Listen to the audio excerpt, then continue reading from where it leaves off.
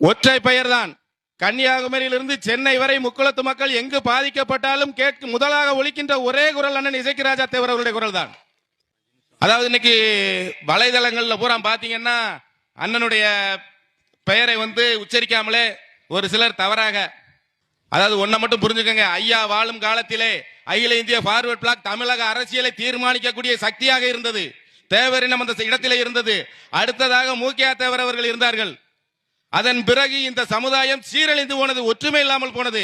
1997 அண்ணன் சண்முகையா பாண்டியன் என்ற மாபெரும் மனிதன் வந்த பிறகுதான் இந்த சமுதாயம் ஒரு ஒற்றுமைக்கு வந்தது.